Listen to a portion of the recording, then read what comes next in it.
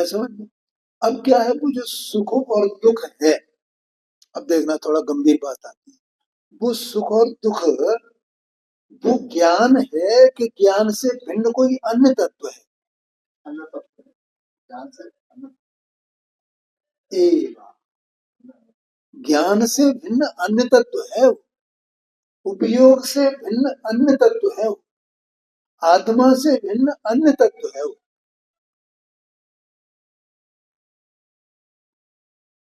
आया कि नहीं आया ध्यान? और इसको इसका भेद ज्ञान नहीं। अब जो आत्मा है, तो वो आत्मा चूंकि भिन्न तत्व है, वो सुख नहीं है, वो दुख नहीं है। सुख को दुख को जानना अलग बात है। क्या कहा? सुख को सुख जानना, दुख को दुख जानना, वो अलग बात है। अब जो ज्ञानी है तो वो सुख को सुख जानता है, दुख को दुख जानता है, लेकिन वो सुख दुख को आत्मा नहीं जानता है।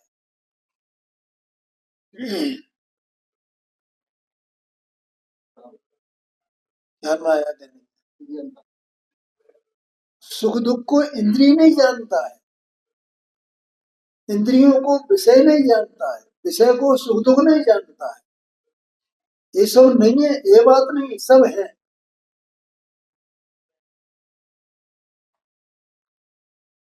बोलो समझ में आया? क्योंकि उसके स्वपर प्रकाशित ज्ञान है ना, तो स्वपर प्रकाशित ज्ञान में उसके सब कुछ जो जैसा है वैसा का वैसा भाषित होता है। उसका जो निमित्त निमित्त भाव है वो सब वैसा का वैसा भाषित होता है।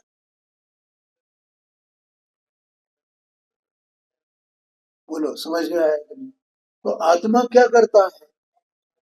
सुख सुख दुख भोगता है क्या, या नहीं भोगता है? तो वो क्या करता है? तो वो तो जानन स्वरूप ही रहता है ना। वो उपयोग सुखी दुखी होता ही नहीं है। उपयोग अगर सुखी दुखी हो तो सुख हो जाए, उपयोग दुख हो जाए।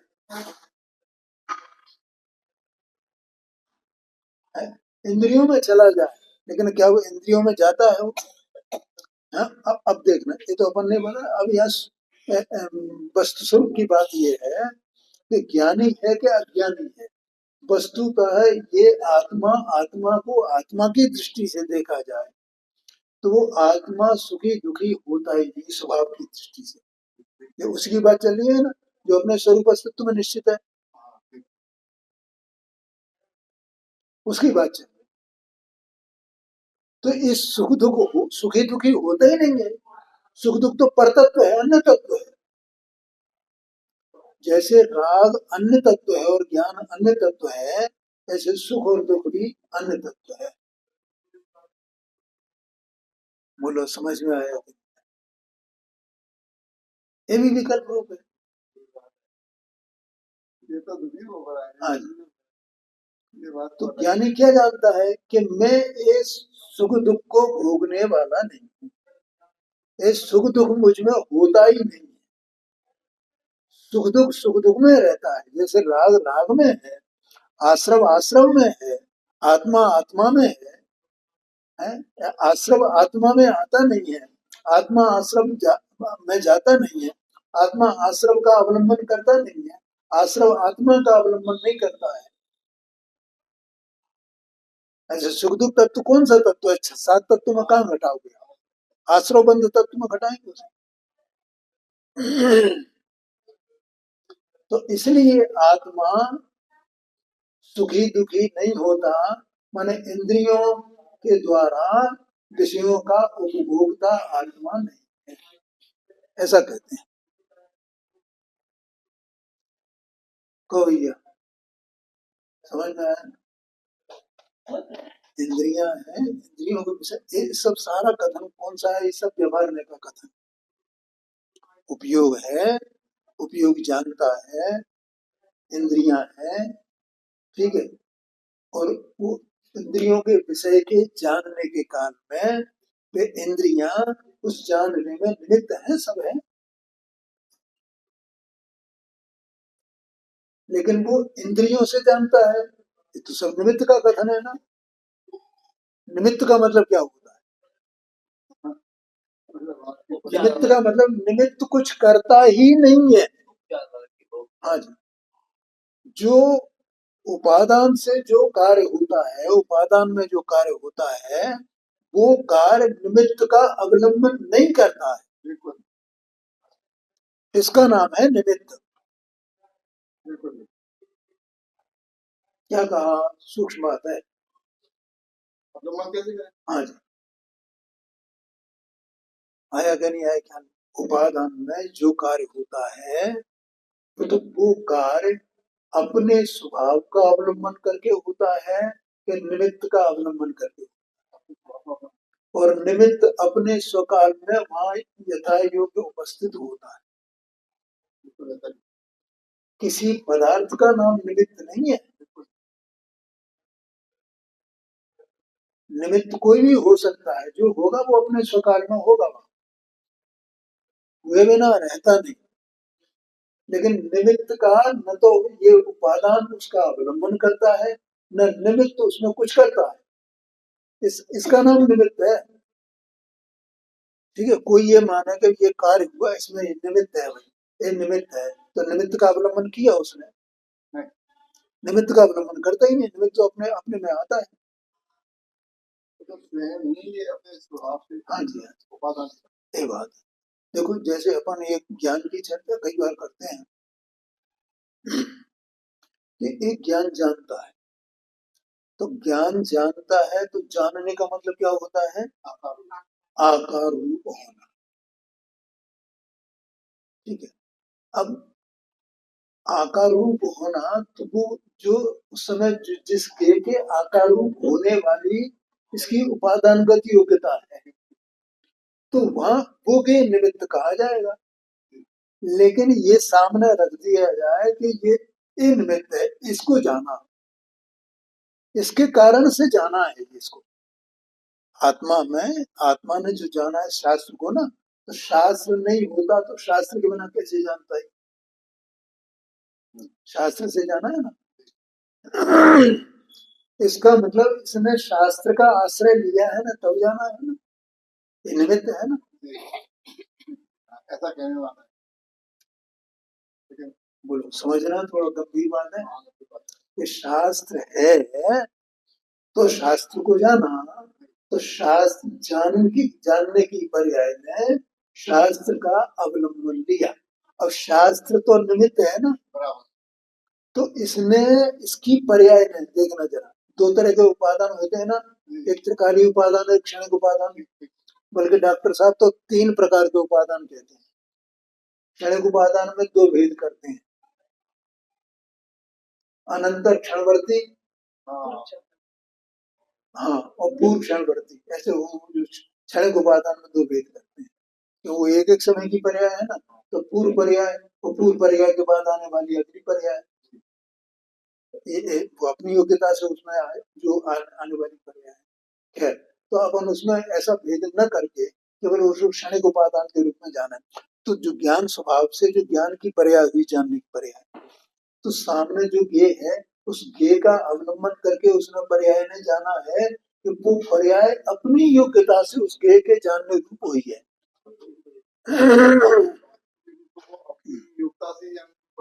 हाँ, ख्याल में है। इसका मतलब ये हुआ कि जानने वाली पर्याय ने गे का अवलंबन नहीं किया है। लेकिन जिस गे के आकार रूप हुई है ये, वो गे उसमें निमित्त कहा गया। क्या कहा? निमित्त कौन कहा गया? गे कहा। कौन सा गे कहा? गे तो बहुत सारे यहाँ पे है कि इस ज्ञान, हाँ, वो ज्ञान की पर्याय ने जिसको जाना है, जिसको जाना है, अब वो जिसको जाना है वो किसी को भी जाने, वो पर्याय स्वतंत्र है अपने जानने में। किसी गे के अधीन नहीं है वो पर्याय कि ये सामने ये गे रख दिया तो इसी को जाने। ऐसा होता है, कई कई चीज होती है और दिखती नहीं है। हाँ, हाँ जी, हाँ जी, हाँ जी, बिल्कुल। और चीज कुछ और है और दिख कुछ और रही है। तो इसका मतलब दिख कुछ और रही है। तो ज्ञान की पर्याय स्वतंत्र हो गई ना, जो सामने जिसे ये देखना चाहता है, मैं इसे देखना चाहता हूँ और वो नहीं दिख रही है और कुछ अन्य ही दिख रहा है। इसका मतलब जो अन्य दिखा है वही निमित्त हुआ ना। मान दिख रहा है माने ज्ञान में आकार बन रहा है। बोलो समझ में आएगा। इसका मतलब ये हुआ कि उपादान निमित्त का अवलंबन नहीं करता है और निमित्त हुए बिना रहता भी नहीं है, ऐसा आशय है। सूक्ष्म बातें हैं। बोलो ओम प्रकाश जी। इस सिद्धांतों को समझना, ये सारे के सारे सिद्धांत भेद विज्ञान को कारण। उपादान निमित्त का अवलंबन नहीं करता, बिना निमित्त के अपना कार्य करता है और उस समय निमित्त नहीं हो, ये भी नहीं होता है, निमित्त है अवश्य। ये नहीं कि मैंने इससे ये चीज जाना है। हाँ जी, ऐसा नहीं ध्यान में आया ना। तो इसी प्रकार से जो सुख और दुख जो होने वाला है, तो सुख दुख होएगा तो ज्ञान जानेगा। तो ज्ञान ने तो जाना है केवल सुख दुख को, यानी ज्ञान उस सुख दुख के आकार रूप हुआ है, लेकिन सुख दुख ज्ञेय होने से उस ज्ञान में प्रवेश नहीं करता है और सुख दुख का ज्ञान हो जाता है। ज्ञान ज्ञेय के आकार होता है। हाँ जी। ये जो रस्सी है, हाँ जी, वो सांप दिख रही है। हाँ जी, सांप तो वहाँ पे है नहीं। हाँ जी, वो आकार ज्ञेय क्या मतलब हो रहा है? सांप निमित्त हो गया, हो चाहे नहीं हो। सांप नाम की कोई चीज है कि नहीं, अस्तित्व है कि नहीं सांप का, बस ठीक है ना। सांप नाम की कोई चीज है कि नहीं जगत में, तो निमित्त क्या बना, सांप निमित्त बना, बस। ये भी स्थूल कथन है। वास्तव में अपने विकल्प में ये वो सांप बना ना, विकल्प में सांप बना, तो विकल्प का ज्ञान हुआ। तो ये सांप का होने से कोई फर्क नहीं पड़ता, यही तो कहना है। रस्सी तो रस्सी बची है। आकार में कोई भी आने वाला था। ज्ञान की योग से जिस तरह की होगी वैसे ही हाँ जी, हाँ जी, ये बात समझिए, ये बात है, बढ़िया बात, ठीक है। यही कहना है, इतने दिनों से यही कहते आ रहे हैं। तो वो सुख दुख है, वो सुख दुख तो ज्ञेय है, क्योंकि वो ज्ञान नहीं है, वो परज्ञेय है और सुख दुख का ज्ञान होता है, ठीक है। तो उसके आकार रूप ज्ञान होता है, जो ज्ञानी है वो जानता है, ठीक है, कि मैं सुखी दुखी नहीं हुआ हूं, मुझे सुख दुख का ज्ञान हुआ है। बोलो ओम प्रकाश। 75 नंबर की गाथा है ना, राग का ज्ञान आत्मा किसका करता है, राग के ज्ञान का करता आत्मा है, लेकिन राग का करता आत्मा नहीं है, ये लिखा है। सबको पुद्गल के खाते में डाल दिया, उस पर है जी, सबको पुद्गल के खाते में डाल दिया, राग को सबको। हाँ जी, हाँ जी, बिल्कुल बिल्कुल। सुख दुख को सब पुद्गल के खाते में, ज्ञान न्यारा है, पुद्गल न्यारा है, न्यारा। पुद्गल उसमें निमित्त होता है ना, उसमें जो आकार बनता है उसी की जाति का है, इसलिए कहा हुआ, ठीक है। तो आत्मा ऐसा ज्ञान स्वरूप है कि वो सुखी दुखी होता ही नहीं, और सुखी दुखी काय से होता है, इंद्रियों के निमित्त से, ठीक है। और इंद्रियों से क्या होता है कि वो विषय का उपभोग करता है, ऐसा अपन मानते हैं ना। तो ये सब व्यवहार नहीं के कथन और निमित्त उपादान को वहां जैसे है वहां भी वैसा ही समझना। बाह्य जो विषय हैं, इंद्रियों के जो विषय हैं, वे वास्तव में इंद्रियों के नियामक नहीं है। इंद्रियां हैं वे ज्ञान की नियामक नहीं है, ज्ञान है वो इंद्रियों का नियामक नहीं है, वो सुख दुख का नियामक नहीं है। जीव को एक ही पदार्थ से वो कभी सुखी होता है, कभी उसी पदार्थ से दुखी होता है। हाँ, ऐसा होता है क्या, कोई पदार्थ सुख का कारण, कोई पदार्थ दुख का कारण, ऐसा होता है। तो वो लेकिन वे वास्तव में सुख दुख के कारण है क्या? तो वे सुख दुख के कारण है। तो यहाँ तो ये कहना है कि इंद्रियों के निमित्त से आत्मा, जो इंद्रियों के जो विषय हैं, उनका उपभोग करने वाला नहीं, ये बताना है। तो क्यों? क्योंकि वो तो अपने ज्ञान स्वरूप रहता है ना। त्रिकाल कैसा है आत्मा? ज्ञान ज्ञान ज्ञान। सुखी दुखी होने के काल में भी आत्मा का स्वरूप तो ज्यों का त्यों है ना। बोलो बोलो बोलो, कुछ कहना है? क्योंकि वो सुख दुख अन्य तत्व है। हाँ जी, इंद्रियां अन्य तत्व है, संयोग अन्य तत्व है। संयोग न तो संयोग जो विषय है वे विषय इंद्रियों को स्पर्श करते हैं, न इंद्रियां विषयों को स्पर्श करती है, न ज्ञान इंद्रियों को स्पर्श करता है, न ज्ञान सुख दुख को स्पर्श करता है। सारे तत्व न्यारे न्यारे हैं। बोलो, समझ में आया? लेकिन ये जीव अज्ञान के कारण ऐसा मानता है कि मैं सुखी दुखी हूं। इस भ्रांति को यहाँ आचार्य देव ने बताया है, मिटाया है कि भाई तू कौन वस्तु है, कौन तत्व, कैसी वस्तु है? ज्ञान स्वरूप है ना, अपने स्वरूप अस्तित्व में निश्चित है ना। ऐसी कोई शब्द है ना, इनके लिए पहले शब्दों में प्रयास किया कि इसको एकदम तमा गया, विरोध आ गया। आपने शब्द का प्रूफ दिया ना हमारे साथ, तो हमने क्या माना, हमको दुख हुआ। तो ये निमित्त निमित्त सम्मत में जुड़ा। अभी क्या बताया? सुख दुख आत्मा नहीं है। तो ठीक है, अब ऐसे मानना ना, ज्ञान दशा में, ज्ञान दशा में, अज्ञान दशा में ऐसा मानता है, तो अब ऐसा नहीं मानो ना। बस यही तो यहाँ है। क्या कहा? यहाँ ये बात भी नहीं है। कौन सी? कि आपने हमको ऐसा बोला इसलिए हमें ये गुस्सा आया और उस गुस्से से हम दुखी हुए, हमें ये दुख हुआ। आपने ऐसा बोला ना, इससे हमें बहुत दुख हो जाए। ऐसा होता है? भाई देखो, तुम ये बात नहीं कहते, तुम्हें ये बात नहीं कहनी चाहिए, तुमने ये बात कही ही है, तुमने ऐसा काम किया है, इससे हमें बहुत दुख पहुंचा। तो भाषा जैसी है। हाँ जी। तो अभी क्या बोला कि वो सुख दुख आत्मा है क्या? अब तुम मानो तो मानो कि मैं सुखी हुआ, मैं दुखी हुआ। दुखी तो हुआ ना, यही तो बात है। यही दुखी तो होता ही है, वही है ना, माना नहीं है उसको। एक इसका ज्ञान उसे अलग नहीं मानना, ज्ञान उसको अज्ञान उसको। सूक्ष्म बात है, तो शांति से फिर समझना। कोई ज्ञानी हो, मानो भरत चक्रवर्ती है और बाहुबली स्वामी। अब भरत चक्रवर्ती आ गए गोदनपुर में और भाई नहीं आया नमस्कार करने के लिए,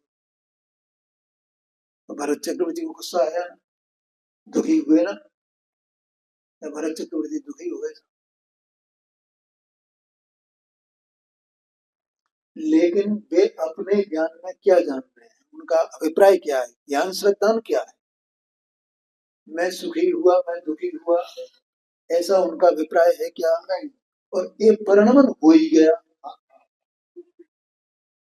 ऐसा परिणमन सुखी दुखी होने का हो गया, वो परिणाम दुखी हो गया, ऐसा दुख वहां हुआ। लेकिन हम भरत चक्रवर्ती जब शांति से वे बैठते हैं तो उनसे पूछना कि आप इनके नहीं आने से दुखी हुए कि नहीं। ये हमें मेरे चिंता प्रश्न उत्तर आज आ गया समय दृष्टि वाला, तो सुखी तो होता ही नहीं है, तो प्रकृति के अंदर बैठे ना, तो नहीं आता अंदर दर्शन की प्रकृति है वो नहीं आती। चाहे वो सूत्र पढ़ में चाहे उसका उत्तर नहीं है। क्या बढ़िया था, और ऐसे आते हैं ना। ठीक है, तो अब वो शांति से जब बैठे हैं तब वे अपने स्वरूप का विचार कर रहे हैं। विचार चलते ही। ठीक है, अच्छा, विचार क्या कर रहे हैं? तो देखो, मेरा स्वरूप तो ऐसा है, ना सुखी होता है, ना दुखी होता है, ना विकल्प रूप होता है, न राग रूप होता है, न द्वेष रूप होता है। मेरा स्वरूप तो ऐसा है, ज्ञान स्वरूप ज्ञान स्वरूप ज्ञान स्वरूप ज्ञान स्वरूप ज्ञान स्वरूप, वैसे ही कहता है, वैसे ही कहता है। जानन स्वभाव जानन स्वभाव, सुख दुख मेरा स्वरूप ही नहीं। आया क्या नहीं आएगा? तो उन्होंने क्या जाना कि वो जो सुबह जो चर्चा हुई, जो बात हुई थी, वो मेरा स्वरूप नहीं था। और उस काल में भी सुखी दुखी होने के काल में भी ज्ञानी के अभिप्राय में, ज्ञान में सबर प्रकाशकपना होने से वो ज्ञान उस दुख को, हालांकि वो परिणम गया है, वो परिणम गया तो उस परिणाम को तो जाना, लेकिन वो परिणाम तो एक समय का था ना दुख रूप।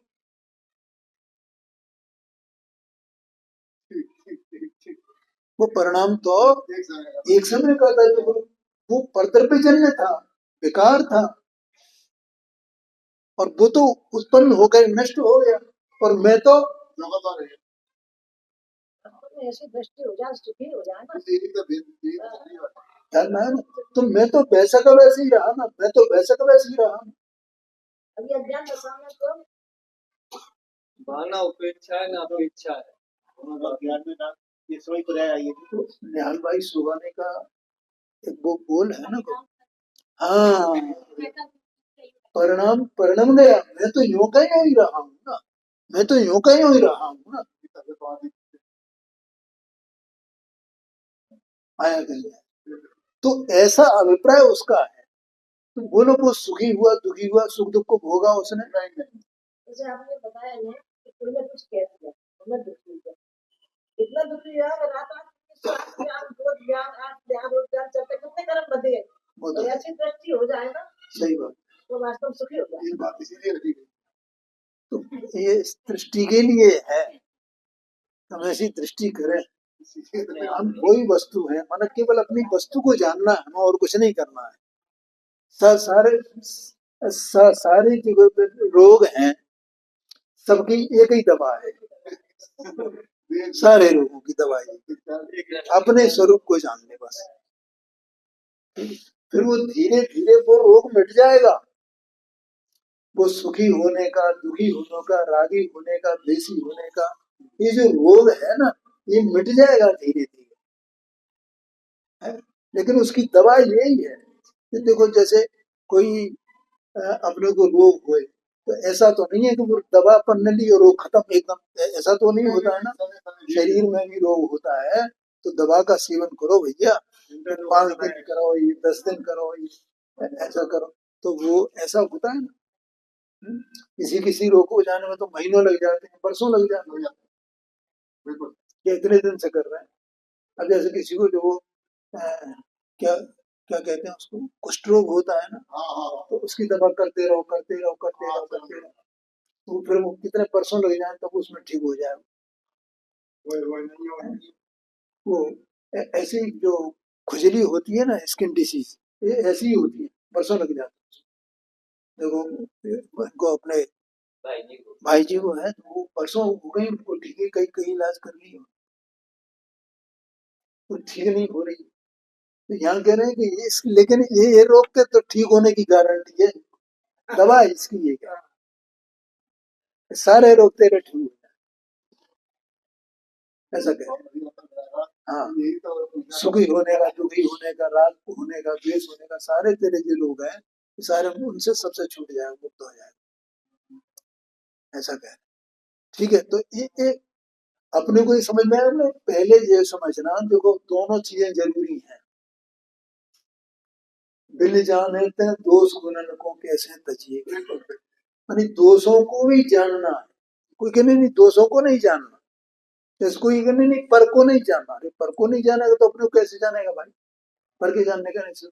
ऐसे कोई कहने हमें दोषों को नहीं जानना, अरे दोषों को नहीं जानेगा तो छोड़ेगा कैसे। सही बात, सही बात। तो ऐसा अंदर में ये जो उपभोग होता है, वो माने क्या होता है, ये अपन ने भी चर्चा की ना, ये क्या करता है, क्या कैसे। हाँ जी, तो यहाँ लेकिन वो वास्तव में देखा जाए, स्वभाव की दृष्टि से देखा जाए, आत्मा को देखा जाए, तो आत्मा के इंद्रियों के द्वारा सुखी दुखी नहीं होता है, उनके विषयों का उपभोग नहीं करता है, ऐसा कहते हैं। तो देखो एक बार अपन इसको पढ़ते हैं फिर दोबारा। 12 नंबर का बोल है, जिसे लिंगों के द्वारा अर्थात इंद्रियों के द्वारा ग्रहण अर्थात विषयों का उपभोग, विषयों का उपभोग नहीं है सो अलिंग ग्रहण है। देखो वास्तव में देखा जाए जो अज्ञानी जीव भी है ना, तो एक विषयों का उपभोग इसको होता ही नहीं है। बोलो समझ में आया? क्योंकि विषय का उपभोग करने के लिए क्या होना चाहिए कि ये इंद्रिय के द्वारा इसको सीधा विषय को संपर्क होना चाहिए। लेकिन ज्ञान का विषय से संपर्क होता है क्या? विषय इसमें आता है क्या? विषय में कोई सुख दुख है क्या? नहीं नहीं जरूर पहली बात ये इनमें संपर्क ही नहीं है। दूसरी बात विषय में सुख दुख होता ही नहीं है। जितने संयोग हैं, हमारा अज्ञान कितना जबरदस्त है कि हम विषय में संयोग में सुख दुख मानते हैं, बिल्कुल और संयोग पौद्गलिक है। बिल्कुल कोई भी सब दुख देता, कोई भी सब सुख देता, कोई भी हाँ जी हाँ, क्या कहा? वो तो ना मतलब संयोग है वो क्या है? सब वो पौद्गलिक है। अब उसमें सुख कहाँ है दुख कहाँ है? ढूंढो उसको, वो तो अपने में वैसे की उसका वो एनालिसिस करो, विश्लेषण, इसमें सुख कहाँ मिलेगा तो दुख कहाँ मिलेगा। देखो जिसमें जो होता है उससे वही प्राप्त किया जा सकता है। ऐसे नमक में खारापन है तो खारापन मिलेगा आपको उससे, नमक से है। अग्नि में उष्णता है तो आपको उष्णता मिलेगी अग्नि से। ऐसे विषय में सुख दुख हुए तो सुख दुख मिले, लेकिन विषय में माने संयोग में सुख दुख है ही नहीं। विषय माने संयोग, संयोग और विषय में क्या अंतर? तो कोई अंतर नहीं है। वो इंद्रिय की अपेक्षा से उसको विषय कहा है। ध्यान में ना, स्पर्शन इंद्रिय का विषय, रसना इंद्रिय का विषय, उसकी अपेक्षा से उसे विषय माने उसका लक्ष्य करना उस पदार्थ का। लेकिन वो तो है सब कुछ पौद्गलिक ना, और संयोग रूप ही है ना। ये सब जीव को कर्म के उदय से, साता साता वेदनी कर्म के उदय से, वेदनी कर्म का यही कार्य है ना। मोक्षमार्ग प्रकाशक जी में 83 नंबर के पेज पर दिया हुआ, वहां पढ़े साता वेदनी। वो वेदनी कर्म क्या करता है कि वो सामग्री मिलाने वाला है, वो सुखी दुखी करने वाला नहीं है। ये जीव जो सुखी दुखी होता है वो क्यों होता है पता है? वो उस मोह के कारण। जिनको मोह नहीं है तो उनको संयोग कैसे भी बने रहे वे सुखी दुखी नहीं होते। देखो मुनिराज होते हैं तो उनके उपसर्ग और परिचय वगैरह ये सब होते हैं, ये सब दुख के निमित्त कहे जाते हैं ना जी। लेकिन वे दुखी होते हैं क्या? दुखी नहीं होते हैं। और भगवान को समोषण में बैठे कितनी सेवा करने वाले हाजिर हैं। कैसा समोषण, भव्य समोषण है। जो भी वहां पहुंचता है देख करके दंग रह जाता है, कितना अनुकूलता अनुभव करता है, कितना सुखी होता है। यहाँ तो आकर के सुखी हो गया, लेकिन भगवान कितने सुखी होते हैं उससे? बिल्कुल नहीं। तो इस तरह से उन संयोगों में, उन विषयों में कोई सुख दुख है नहीं, वे सब पौद्गलिक है। ठीक है। और वो जो सुखी दुखी होता है जीव, तो वो मोह के कारण होता है, ये बताना था। वेदनी कर्म सुखी दुखी नहीं करता है, वो वेदन का कराने का कार्य नहीं करता है। लेकिन जब ये वेदन करता है तब वो निमित्त कहा जाता है। मोह के कारण से, मोह के कारण से माने राग द्वेष मोह के कारण से ये स्वयं वेदन करता है, तब वो वेदनी कर्म निमित्त कहा जाता है। और ये स्वयं मोहनी कर्म के कारण से या मोह राग द्वेष के कारण से उनका वेदन नहीं करे तो ये सुखी दुखी कार्य को कहा जाए। इसका मतलब वेदनी कर्म कुछ नहीं करता है। बोलो समझ में आया कि नहीं आया? तो मेरा कहना ये था कि पहले इस पूरी प्रक्रिया को अपन समझ आए कि इंद्रियों के निमित्त से विषयों का उपभोग किस प्रकार से होता है। तो अपन दोनों पक्ष समझेंगे ना, और फिर वो भोगता नहीं है इसका मतलब क्या हुआ? तो एक एक का संयोग क्या करता है? संयोग में सुख दुख है ही नहीं। वेदनी कर्म क्या करता है कि वेदनी कर्म कोई इसको वेदन कराता ही नहीं। इंद्रियां क्या करती हैं कि इंद्रियां तो स्वयं ही जड़ हैं, उपयोग उनका अवलंबन करते ही नहीं है वास्तव। ये तो ज्ञान तो अपने से जानता है। वेदन नहीं कराता, वेदन उसके पर्याय में होता है। हाँ जी, हाँ, पर्याय, वो पर्याय विकार है। पर्याय में जो विकार उत्पन्न होता है ना सुख दुख का, वो विकार है। आगे समझ में? तो इस प्रकार से ये इनकी चर्चा अपन ने की। अब आत्मा क्या करता है, आत्मा कैसी वस्तु है? आत्मा कोई सुखी दुखी होने वाला है क्या? उसको पूरे को देख, ज्ञान दर्शन सुख, अनंत गुणात्मक एक वस्तु, और अपने में रह करके जो रोजाना अपन चर्चा कर रहे हैं, स्वरूप अस्तित्व कैसा है उसका, हाँ, बिल्कुल उस आत्मा की बात है। जी, तो अपन ये आत्मा स्वयं अपने को ऐसा देखता ही नहीं है, सही बात जी, अब तो ऐसा जानता ही नहीं है, ऐसा मानता ही नहीं है, जी, ऐसा आचरण करता ही नहीं है उसमें। कैसे प्राप्त है? सही बात, वस्तु तो ऐसी ये बात है, पहले अपनी वस्तु का निर्धार किया नहीं है। ये जाने तो ये जाने कि मैं इस सुख दुख का उपभोग करने वाला नहीं, विषयों का उपभोग करने वाला नहीं। ये सब मेहनत तो स्वयं को ये ना स्वयं को करना, अपने को तो और कौन दूसरा कौन कराएगा? हाँ, ये सब अभी अपन ने बीच में जो निमित्त उपादान की चर्चा की, ये सब जरूरी है, इसके बिना नहीं होगा, ऐसा यहाँ कहते हैं। तो अब इसको पूरा बोल पड़ाएंगे। जिसे लिंगों के द्वारा अर्थात इंद्रियों के द्वारा ग्रहण अर्थात विषयों को उपभोग, विषयों का उपभोग नहीं है, सो अलिंग ग्रहण है।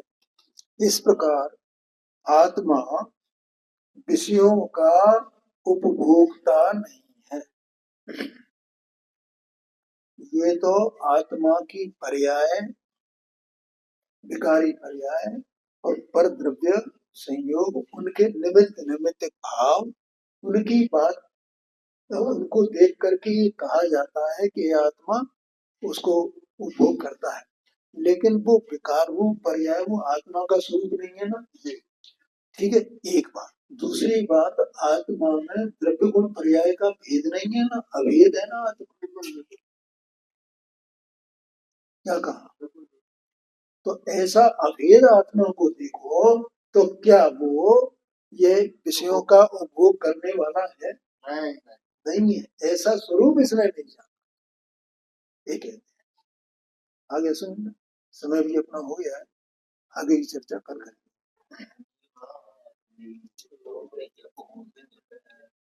व्यवस्थित